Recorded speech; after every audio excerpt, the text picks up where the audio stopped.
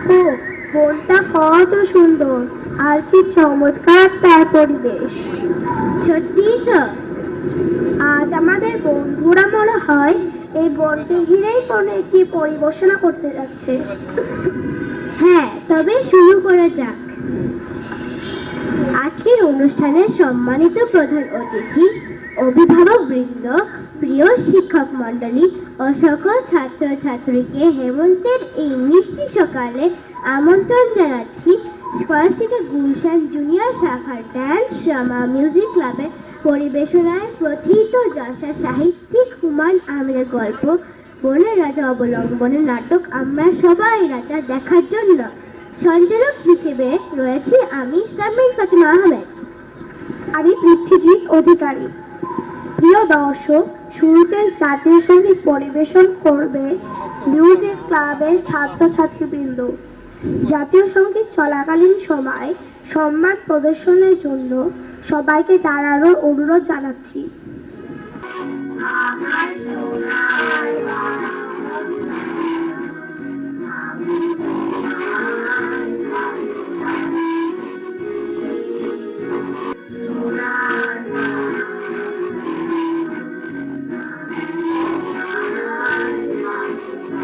Gulshan junior শাখার head of section Sayeda Farda Farhana আলমকে।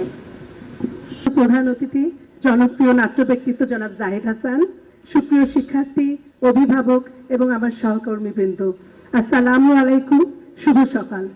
সকলের প্রতি আমার আন্তরিক শুভেচ্ছা।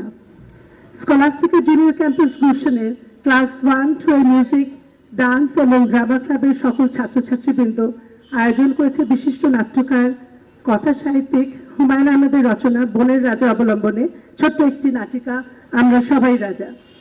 বনের রাজার গল্পটি ছোটদের জন্য লেখা হুমায়ুন আহমেদের এক অনবদ্য সৃষ্টি।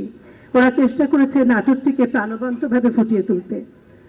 স্কলাস্টিকা স্কুল সবসময় সচেষ্ট থাকে এদেশের শিল্প, সংস্কৃতি, ইতিহাস, কৃষ্টি এবং ঐতিহ্যকে ছাত্রছাত্রীদের মধ্যে ছড়িয়ে দেওয়ার জন্য। ওরা যেন বাঙালি সংস্কৃতির সাথে, ঐতিহ্যের সাথে, ইতিহাসের সাথে মিলেমিশে বড় হতে পারে, নিজেদের মাঝে ধারণ করতে পারে, এই বিষয়টার উপর সর্বদাই গুরুত্ব আরোপ করে থাকে। সেই লক্ষ্যে স্কুল এদেশের প্রতিটি সাংস্কৃতিক অনুষ্ঠান ও জাতীয় দিবসগুলোকে অত্যন্ত গুরুত্ব এবং নিষ্ঠার সাথে পালন করে আসছে। সেইভাবে ইংরেজি নাটকের পাশাপাশি বাংলা নাটক স্কুল ছাত্রছাত্রীরা চর্চা করে থাকে। বিদেশি লেখক, নাট্যকার, শিল্পী, সাহিত্যিকের পাশাপাশি বাঙালি শিল্পী, সাহিত্যিক, নাট্যকার, লেখক ও কবিদের সম্বন্ধে তারা জ্ঞান অর্জন করে থাকে। আমরাও সর্বদা সচেষ্ট থাকি যেন ওরা সুন্দরভাবে মানুষ হয়, সুশিক্ষায় গড়ে ওঠে, আর সেখানেই আমাদের সাফল্য, সেখানেই আমাদের সার্থকতা। আজ আমাদের মাঝে উপস্থিত আছেন বিশিষ্ট অভিনেতা জনাব জাহিদ হাসান। তিনি আমাদের দেশে অত্যন্ত সুপরিচিত একজন গুণী ব্যক্তিত্ব। তিনি একাধারে সিনেমা, মঞ্চ ও টিভি নাটকে অভিনয় করে থাকেন। ওনার অভিনয় সুদক্ষতা, বাচনভঙ্গি, বিভিন্ন চরিত্রে অত্যন্ত নিখুঁত অভিনয় শৈলী সব সময় আমাদের মুগ্ধ করে। জাহিদ হাসান আমাদের দেশের একজন মেধাবী ব্যক্তিত্ব। আজ আমরা আনন্দিত এই ভেবে যে এত ব্যস্ততার মাঝেও আমাদেরকে সময় দিয়েছেন, উপস্থিত হয়েছেন আজকের এই মঞ্চ নাটকে। সকল ছাত্রছাত্রীদের কাছে ওনার উপস্থিতি প্রেরণার উৎস হয়ে থাকবে। আমাদের সকলের পক্ষ থেকে আপনাকে জানাই অসংখ্য ধন্যবাদ। উপস্থিত সকলকে জোর করতালির মাধ্যমে আজকের প্রধান অতিথিকে স্বাগত জানাতে অনুরোধ করছি। ধন্যবাদ। সকল অংশগ্রহণকারী ছাত্রছাত্রী ও কলাকুশলীদের প্রতি রইল অভিনন্দন। বিশেষভাবে সেই সকল অভিভাবকদের প্রতি রইল আমার প্রাণ ঢালা শুভেচ্ছা, যাদের সার্বিক সহযোগিতায় আমরা আজ নাটকটি মঞ্চস্থ করতে পারছি। সবাইকে আবারও ধন্যবাদ জানিয়ে আমার বক্তব্য শেষ করছি। সুপ্রিয় দর্শক, অত্যন্ত আনন্দের সাথে জানাচ্ছি যে আজ আমাদের মাঝে প্রধান অতিথি হিসেবে উপস্থিত হয়েছেন দেশের স্বনামধন্য প্রখ্যাত অভিনেতা, যিনি তার অভিনয় প্রতিভা দিয়ে আমাদের মুগ্ধ করেছেন বারবার। নাট্যমঞ্চ, টিভি, সিনেমা সর্বক্ষেত্রে তিনি এক উজ্জ্বল নাম। হুমায়ুন আহমেদ স্যারের বহু জনপ্রিয় নাটক ও সিনেমাতেও তার ছিল সরব উপস্থিতি।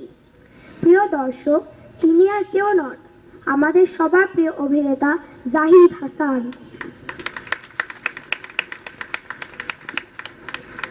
প্রধান অতিথিকে ফুল দিয়ে স্বাগত জানাতে আসছে ফাইসা হোসেন ও তাসিন জুনায়েদ।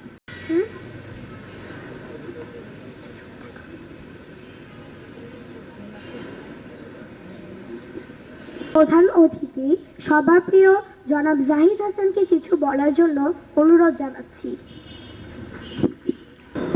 আসসালামু আলাইকুম। আমি অনেক মুগ্ধ। আমি ফর্মালি ওইভাবে বলতে পারি না।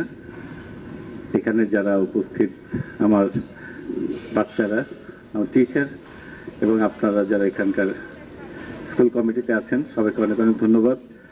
আমার একটা জিনিস অনেক ভালো লাগলো, আবার একটা জিনিস খুবই লজ্জা পেয়েছি যে ম্যাডাম এবং বাচ্চারা আমার সম্বন্ধে যত বলেছে আমি আসলে ততটুকু মানুষ না। একদম অনেস্ট কনফেস করি সবার সামনে, আসলে আমি খুবই সাধারণ একটা মানুষ, আসলে খুব সাধারণ মানুষ। অনেক বলেছেন, অনেক সময় দেখবেন যে বেশি মিষ্টি চিনি হলে, বেশি মিষ্টি হলে অনেক জিনিস খাওয়া যায় না। আমি এটা অ্যাবজর্ব করতে আমার কষ্ট হচ্ছে। যাই হোক, অনেক অনেক ধন্যবাদ। আমার একটা জিনিস অনেক ভালো লেগেছে যে আমি নিজে ইংলিশ মিডিয়ামে পড়াশোনা করিনি, কিন্তু আমার পরিবারের বাদবাকি 3 জন সদস্য সেখান থেকে পড়া, আমার ওয়াইফ, আমার বাচ্চারা এখন পড়ছে। তা আমরা যখন দেখেছি, আমি মফস্বল শহরে অন্য অন্য জায়গায় আমার পড়াশোনা শুরু, এখনও আমার ইংরেজি বলতে অনেক কষ্ট হয়, আমার ঝামেলা হয়। দেশের বাইরে গেলে একসময় মৌকে দায়িত্ব দিতাম, কথাবার্তা বলো, এখন বাচ্চাদেরও দায়িত্ব দিই। কিন্তু যখন আমি নিজে ইন্টারন্যাশনাল ফিল্ম ফেস্টিভ্যালে যাই বা পারফরমেন্স করতে যাই, আমি দেশের অনেক জায়গায় কাজ করেছি, তখন দেখতাম যে যতখানি ভয় পেয়েছি আসলে অতটা ভয়ের না। ওরা ওর মতো বোঝে, আমি আমার মতো বুঝি, কারণ এটা শিখেছি আমার মেড থেকে।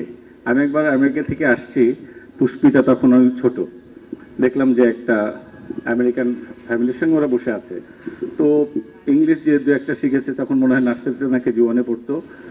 ও বলতো হোয়াট ইজ ইওর নেম, ও বলছো 7 days make a week, Sunday Monday.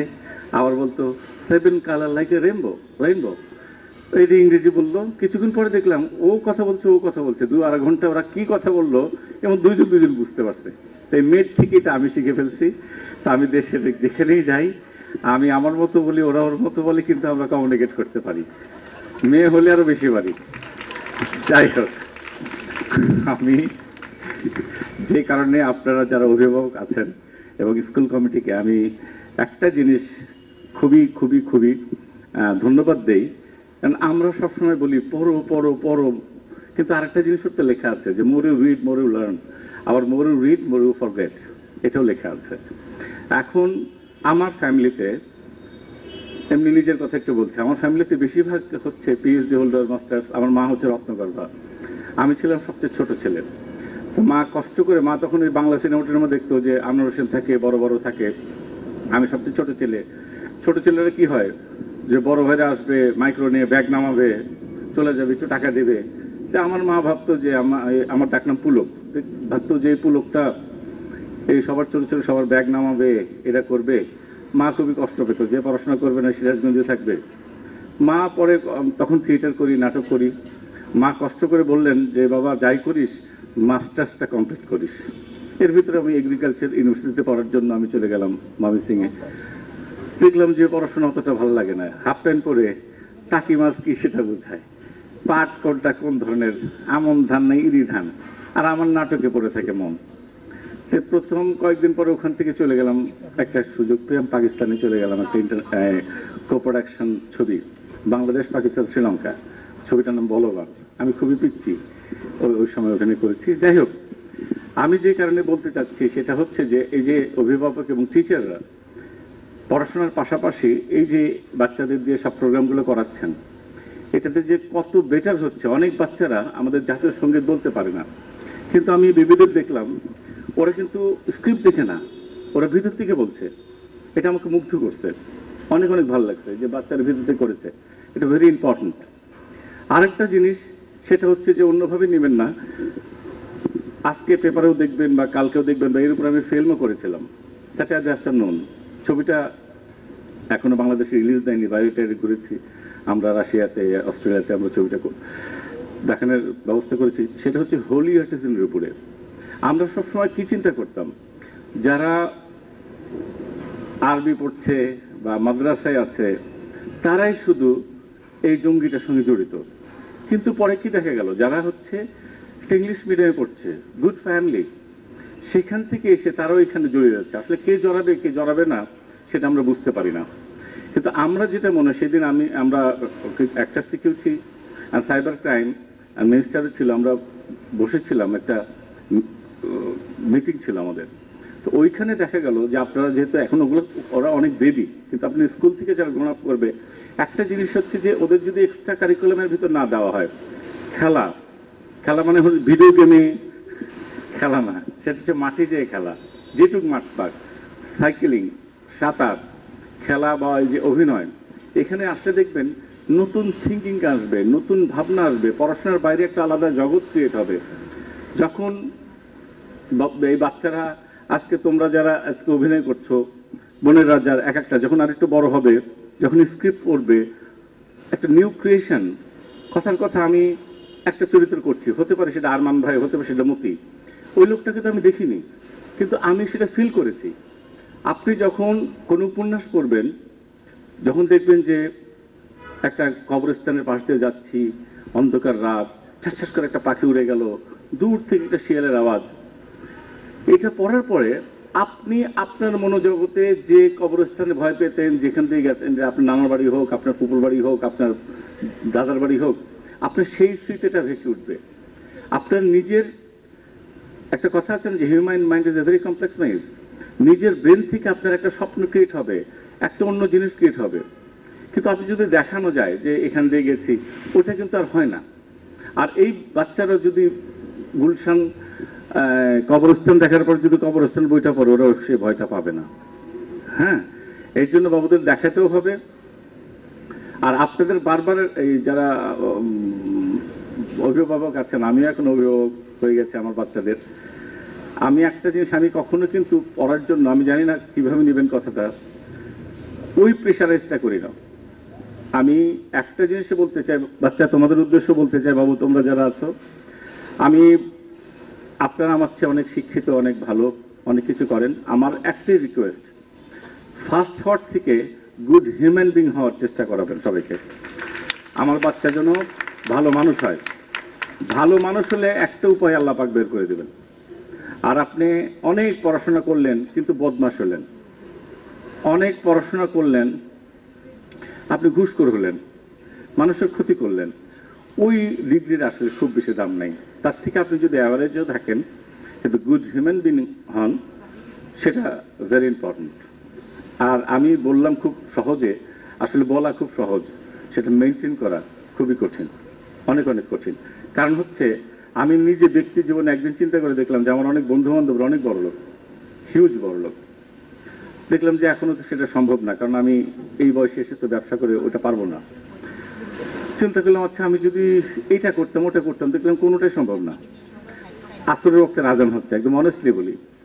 হঠাৎ মনে হলো আচ্ছা আমি যদি ট্রাই করি গুড হিউম্যান বিং হওয়ার, অন্তত আমি যখন মারা যাব, কখন মারা যাবো আমি তো জানি না, অন্তত বলবে না লোকটা হোক, বুড়াটা হোক বা ছেলেটা হোক খুব একটা খারাপ ছিল না, ভালো ছিল।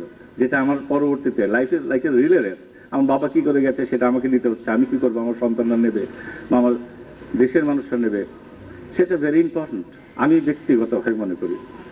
তো আমি বাবুদের উদ্দেশ্যে, বাচ্চাদের উদ্দেশ্যে একটা কথাই বলবো, বাবা ভালো মানুষ হওয়াটা ইম্পর্টেন্ট, ঠিক আছে? অনেক কিছু যাই করো আপনারাও একটু শেখাবেন, রেজাল্ট খারাপ করলে কোনো অসুবিধা নেই, আল্লাহ পাক যেন আমাদের সুস্থ রাখেন আর গুড হিউম্যান বিং যেন আমরা হতে পারি, ঠিক আছে? অনেক ভালো হচ্ছে, তোমাদের সবসময় আমি থাকবো, আবার আসবো, এত সুন্দর সুন্দর বেবিদের মাঝে আমি আবার আসতে চাই। অনেক অনেক ধন্যবাদ। আসসালামু আলাইকুম। এবার প্রধান অতিথির হাতে স্মারক তুলে দিচ্ছেন আমাদের head of section Sayeda Faza Farhana Alam. চলুন এবার দেখা যাক নাটক আমরা সবাই রাজা। দর্শক, আজ আমি আপনাদের একটি বনের গল্প বলবো, যে বনটির নাম ছিল সোহাগ পর্বত। নাম শুনে নিশ্চয়ই বুঝতে পারছেন যে এই বনের পশু পাখিরা সবাই সবাইকে সোহাগ করে মিলেমিশে বাস করত। কেউ কারোর উপর অন্যায়ভাবে কিছু চাপিয়ে দিত না, যার যা ভাল লাগতো সে তাই করতে পারত। অপূর্ব এই বনটিতে সব পশু পাখিরা ছোটাছুটি করে খেলাধুলো করে সময় কাটাতো, মনের আনন্দে নিচে গিয়ে কেটে দিত তাদের দিন। তাহলে কেমন ছিল তাদের দিনগুলো, চলো সেটা একবার দেখে আসি। ধরো ধরো, দিব না দিব না। না, আমাকে দাও, আমাকে দাও। না, আমি দিব না, আমার খিদে পেয়েছে। না, তুমি তো এটা সব সময় করো। না, তুমি আমার কলাটাও খেয়ে নিয়েছো, এখন আমি এটা দিব না। না, আমাকে দাও, আমাকে দাও। কি হচ্ছেটা কি? বানর আবার দুষ্টামি করা শুরু করছে। আচ্ছা আচ্ছা, থামো থামো, এক কাজ করলে কেমন হয়? কি কাজ? আমরা একটা গানের প্রতিযোগিতার আয়োজন করতে পারি। গানের প্রতিযোগিতা? হ্যাঁ, গানের প্রতিযোগিতা। গানের প্রতিযোগিতায় যে জিতবে সে পাবে একটি গাজর আর মূলো দুটো। এটা কোনো কথা হলো নাকি? খরগোশ আমার পাকা কলাটাও খেয়ে নিয়েছে, এখন আমার খুব খিদে পেয়েছে। এই গাজরটা এখন আমার চাই। খরগোশকে বরং তুমি থামতে বলো। আচ্ছা আচ্ছা, ঠিক আছে ঠিক আছে, আমার কথা শোনো। বানর ভাই, তুমি যদি গান গেয়ে আমাদের খুশি করতে পারো তাহলে তুমি পাবে একটি গাজর, আর উপহার হিসাবে আমার পক্ষ থেকে একটি তরমুজ। আর খরগোশ যদি জিতে যায় তাহলে খরগোশ পাবে একটি মূলা আর তরমুজ। গাজরটি হয়ে গেল, তার মানে তুমি হেরে গেলেও তুমি ঠিকই গাজরটি খেতে পারবে। আর মাঝখান থেকে আমাদের কিছু গানও শোনা হয়ে গেল। কি বলো তোমরা? ঠিক কথা, খুবই মজা হয়। গানের বিচারক হচ্ছে আমি, ময়ূর আর হরিণ। শুরু করো গান। খরগোশ, তুমি আগে শুরু করো। আচ্ছা ঠিক আছে, সবাই যা বলছে তাই হবে।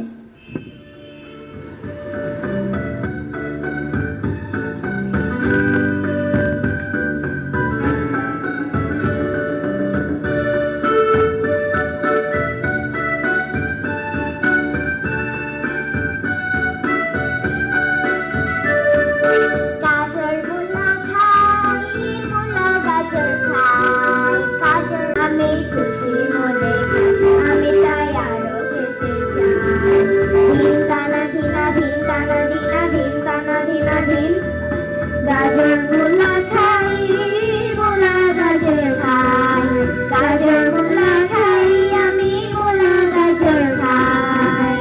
সারাদিন খুশি মনে কাজ করে যাই, অনেক মজা তাই তাই আরো খেতে যাই। দাদুর ভাই আমায় দুটো পেটে ভরে খাই, আমি খুশি মনে খাই, আমি তাই আরো খেতে চাই। ধিন টানা ধিনা ধিন টানা ধিনা ধিন টানা ধিনা ধিন। এটা কোনো গান হলো নাকি? ঠিক আছে, এবার তুমি গাও দেখি।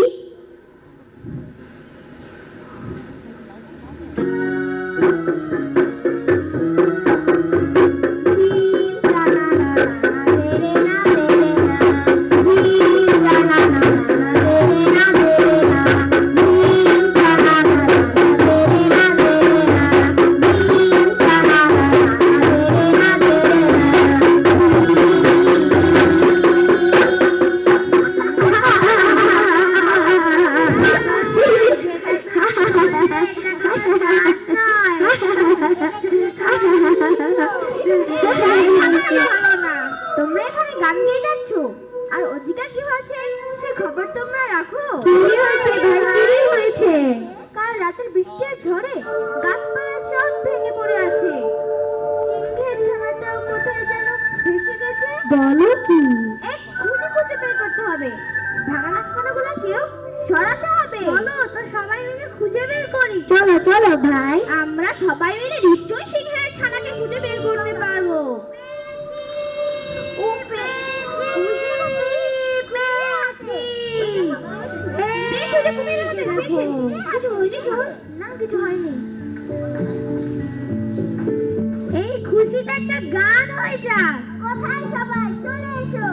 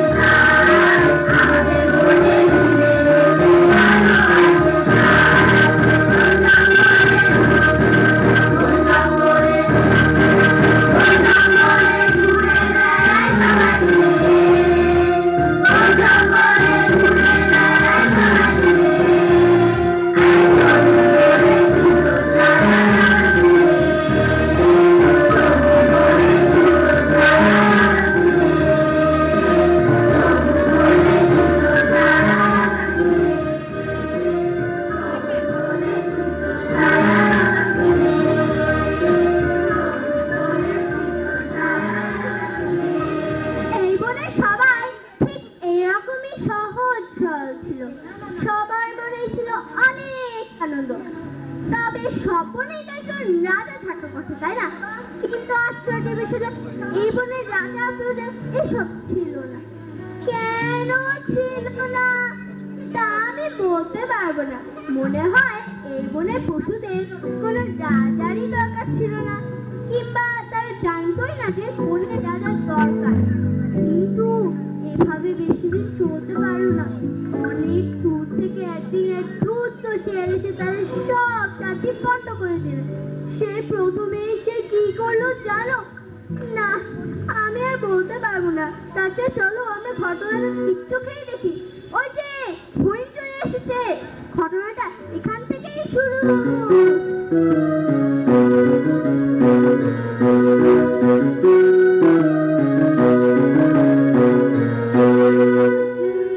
আনন্দ আকাশে বাতাসে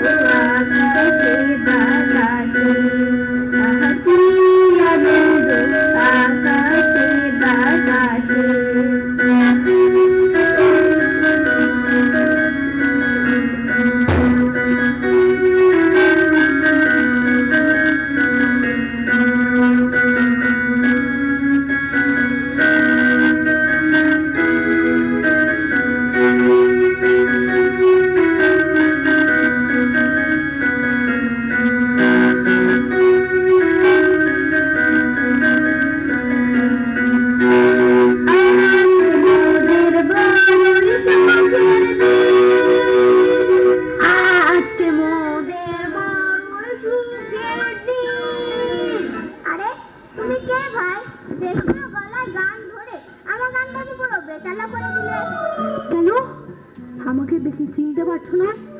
শিয়ালে জন্মে দেখুনি বুঝি? তা দেখবো না কেন, তোমাকে তো আগে কখনো দেখিনি, তাই জিজ্ঞেস করলাম। তা অনেক দূর থেকে আসছি নাকি ভাই? দূর থেকেই আসছি। তা এ বলে নাম কি? সোহাগপুর। সোহাগপুর? এটা আমার কোনো নাম হলো নাকি? কেন ভাই, নামটা এরকম খারাপ কি? খুবই খারাপ। আর শোনো, আমাকে এরকম ভাই ভাই করবে না। সব খাতির আমি একদম পছন্দ করি না। এরকম বদমাইশি পশু আমি জীবনেও দেখিনি। শুধু শুধু রেগে যাচ্ছে। বিরক্তিতে দেখো না কিন্তু বারবার মুখ কুচকাচ্ছে। এই হরিণ শোনো, তুমি এক কাজ করো, আমাকে তোমাদের রাজার কাছে নিয়ে যাও তো। তাকে প্রথমে একটা সালাম দিয়েছি। রাজা আবার কি? রাজা আবার কি মানে?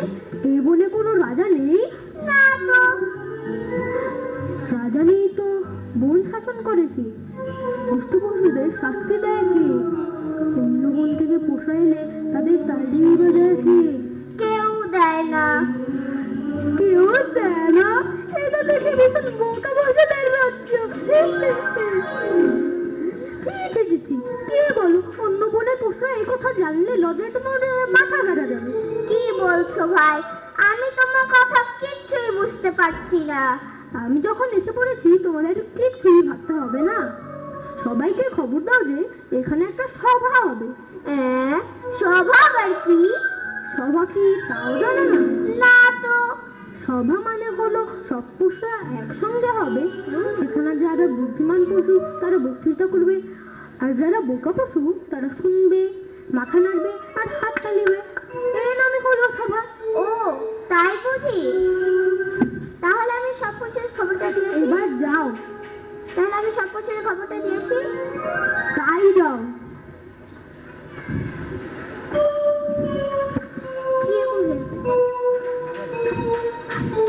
এ যে বানর, হা করে দেখছো কি? একটা কাজ করো তো, একটা ফুলের মালার ব্যবস্থা করো তো। মালা দিয়ে কি করবে? আরে বেটা কথা, বক্তৃতা হবে না। গলায় মালা না দিয়ে বক্তৃতা দেবো কিভাবে? এই তো দেখি ভীষণ মূর্খ পোষার দেশ। এই আবার কোন শিয়ালে বাবা? বানরকে বলে গাধা? আচ্ছা যাই, তবে মালা নিয়ে আসি।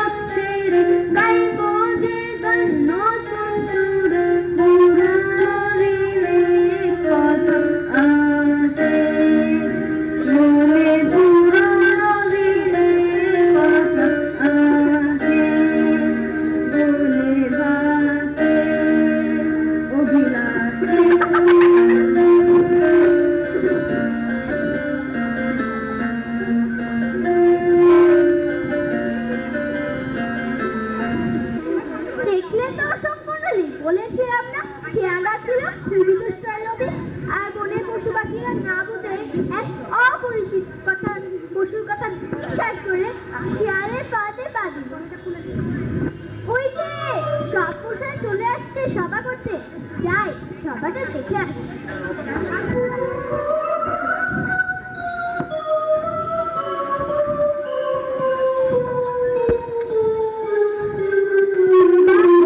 মালাটা পরাতে হবে। তোমার গলায় না, আমার গলায় পড়াতে বলি। আসো আসো, চলে আসো।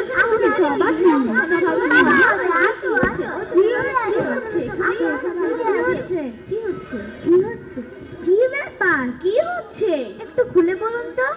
বলছি সংগ্রামী পুষরা, সবাইকে জানাই আমার প্রাণ ঢালা অভিনন্দন। প্রিয় পশু সমাজ, আজ একটি বিশেষ কথা বলার জন্য আমি হাজির হয়েছি। কথাটা বলতে লজ্জায় আমার মাথা কাটা যাচ্ছে, কারণ আমি জানতে পেরেছি এই বনে নাকি কোনো রাজাই নেই।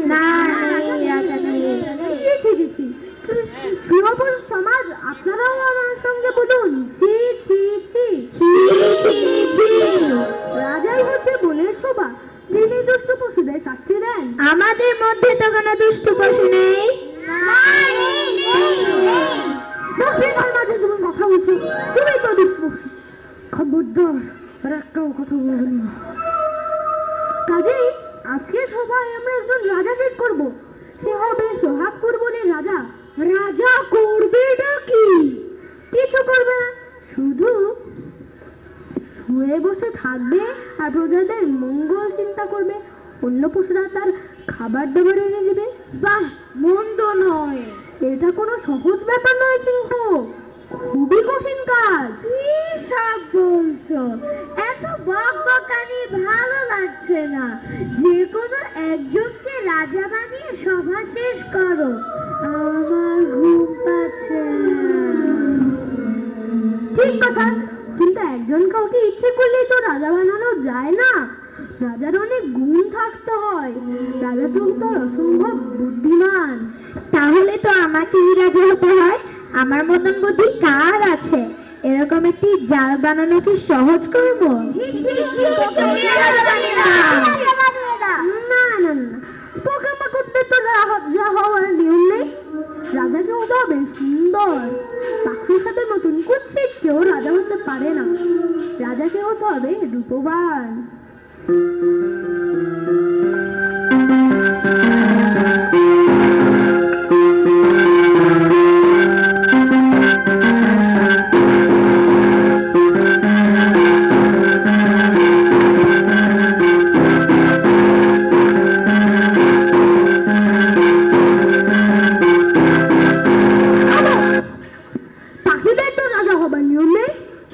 বনের রাজাকে হতে হবে একজন পশু। আশা করি পশু আর পাখিদের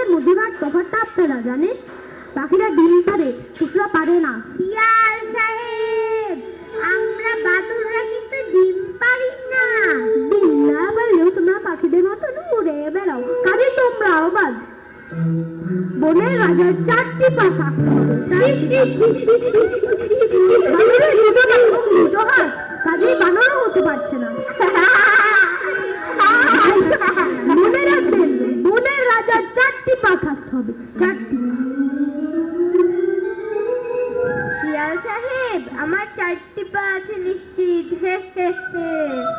যাদের পায়ে খুর আছে তারাও রাজা হতে পারবে না, কারণ বোকা পশুদের পায়ে খুর থাকে, যেমন গাধা, গরু, ভেড়া, ছাগল ইত্যাদি।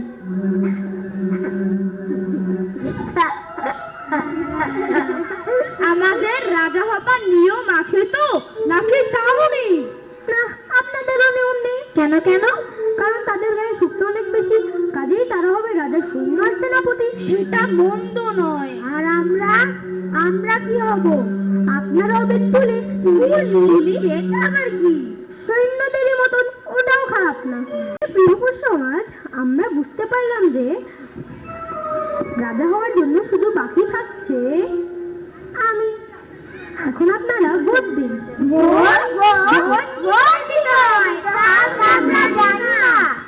ভোট দেওয়া খুবই সহজ। যাদের হাত আছে তারা হাত তুলে ভোট দিন, আর যাদের হাত নেই তারা লেজ তুলুন।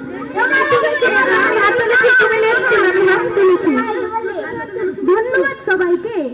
আজ থেকে আমি হলাম এ বনের রাজা, কাজেই আমাকে সবাই মান্য করবে। আমার কথার বাইরে কোনো কাজ করা চলবে না।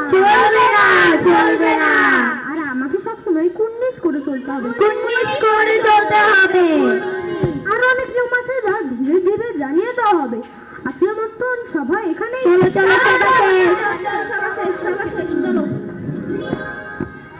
সিংহ, কোথায় চললে? আজ থেকে তুমি আমার পাশে থাকবে, আমার ফরমায়েশ শুনবে। আচ্ছা।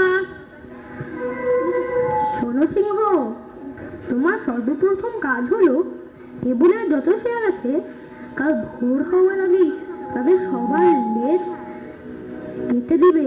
কেন? এ কেমন কথা? তাহলে রাজাকে চিনতে শুদ্ধ হবে, নয়তো অন্য কোনো শেয়ালকে দেখে কেউ কেউ তাকেও রাজা ভাবতে পারে। লেজ কাটার পর নিয়ম করে দাও যে লেজ নেই এমন কোনো পশু রাজা হতে পারবে না।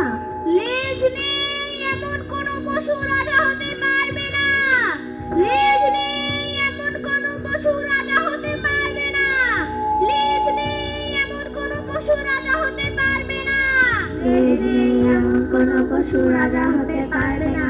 লেজ নেই এমন কোনো পশু রাজা হতে পারবে না। তারপর কিছুদিন যেতে না যেতে বনের চেহারা গেল পাল্টে। সোহাগপুর বনের নাম পাল্টে হয়ে গেল শিয়ালনগর। বোপাই খালের নাম পাল্টে হয়ে গেল শিয়াল খাল।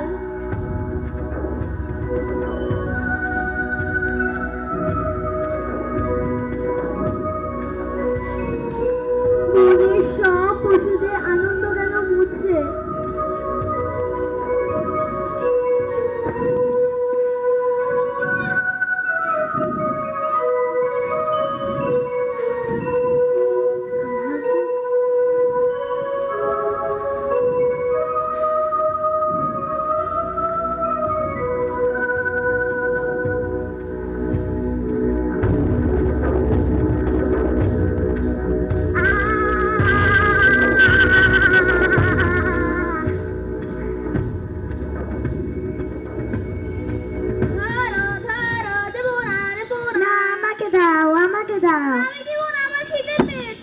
তুমি তো এটা সব সময় করো।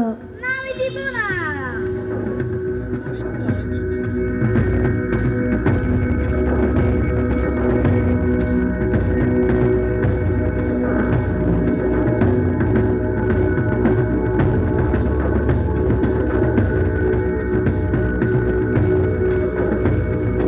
রাজার ভয়ে তারা অস্থির। রোজ একবার তাকে কুর্নিশ করতে হয়। দীর্ঘ বক্তৃতা শুনে বলতে হয়,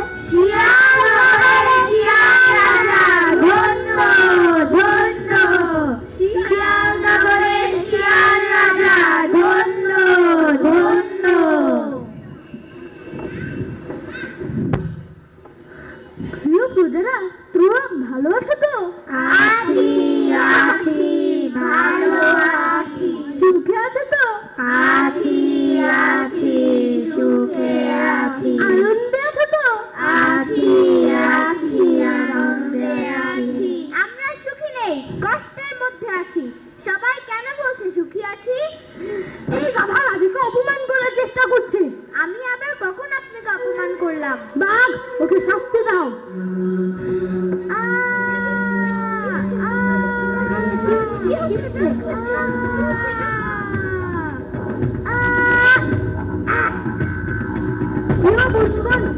যে দেখো রাজাকে অপমান করার শাস্তি। গাধারা সবসময় এরকম আজে বাজে কথা বলে। বাকি যে সব গাধা আছে তাদের সবার মুখ সেলাই করে দেওয়া যাক। মানুষ তুমি সুই সুতায় না সবার মুখ সেলাই করে দাও। মুখ সেলাই করলে ওরা কিভাবে খাবে? তা নিয়ে তোমাকে ভাবতে হবে না। মনে হচ্ছে তুমিও গাধাদের বলে, তোমারও শাস্তি হওয়া দরকার। বাঘ মুন্ডুটাও ছিল না। আমার বন্ধু ছেড়ে এত সহজ নয় বনের রাজা। আমরা ভেড়ারা সবাই একসঙ্গে থাকি। বাঘ কাছে এলে শিং দিয়ে এমন গুঁতো দিব যে মজার টের পাবে।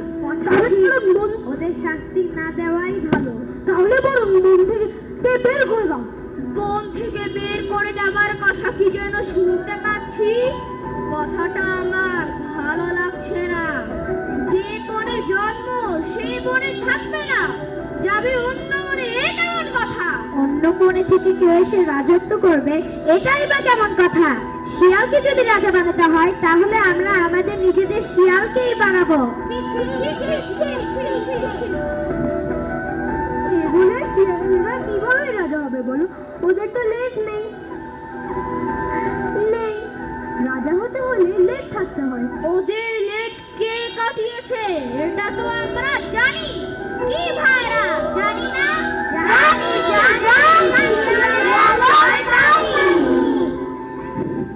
সামান্য জিনিসটা নিয়ে তোমরা তো হইচই করছো কেন?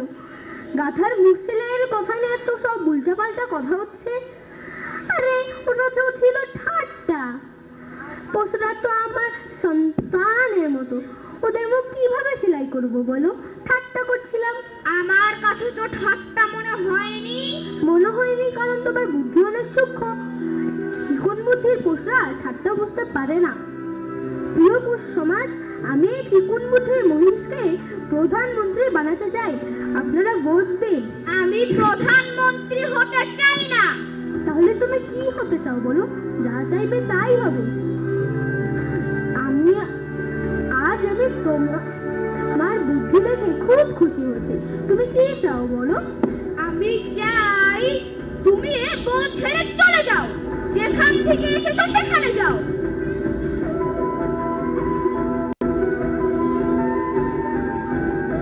মহিষের কথাটা খারাপ না। এই লেজটা কেটে দিলে কেমন হয়? খুবই ভালো হয়।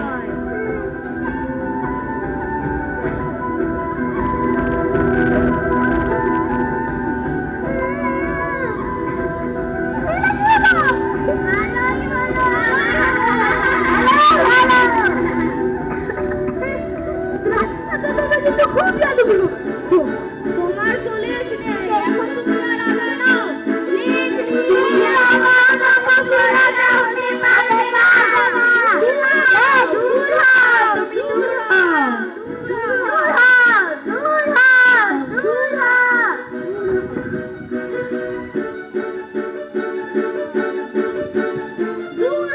দূর হও। বুঝেছি। অন্য আরেকটা বনে যে নিয়ম পাল্টে বলতে হবে যে শিয়ালের লেজ নেই সেই হবে বনের রাজা। আরেকবার যদি পিছনে তাকিয়েছো তো একবারে চোখ চেলে দিব। আমাদের বনে আমরাই রাজা, আমরাই রাজা। আসো আবার একটা গান হয়ে যাক। কোথায় সবাই চলে এসো।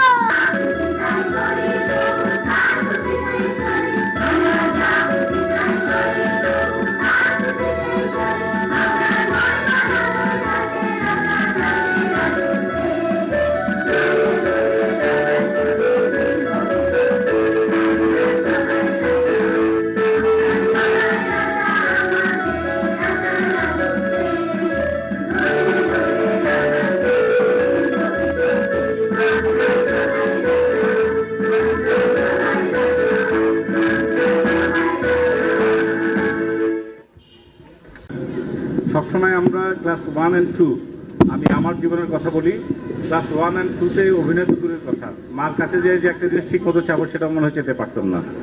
অভিনয় করে যে অনেক সময় ফলস কাঁদা হয় সেটাও পারতাম না। এরা অসাধারণ অভিনয় করেছে এবং অভিনয় করতে গেলে অনেক সময় অনেক রকম ঝামেলা হয়। আমি দেখছি যে বাচ্চাটার লেট পড়ে যাচ্ছে, সে ম্যানেজ করছে এবং আরেকজনে সে ম্যানেজ করছে। This is the team work. একটু আগে আমরা এখানে দেখলাম না, সবাই মিলে যদি একসঙ্গে থাকি সব প্রবলেম সলভ হয়। একজন আরেকজনকে হেল্প করছে এবং দে are very organised.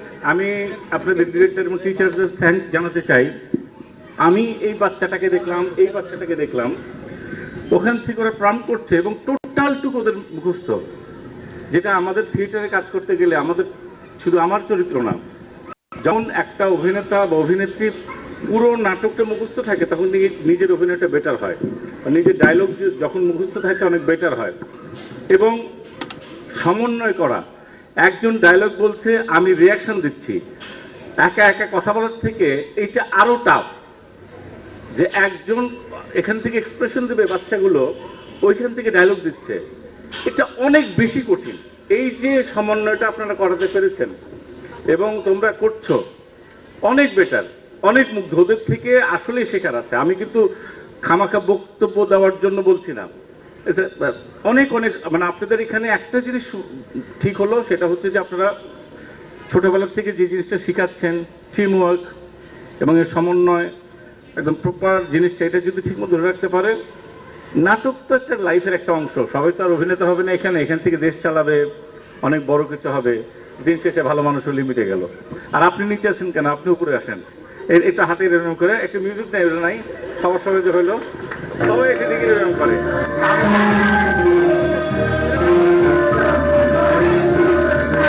Thank you very much.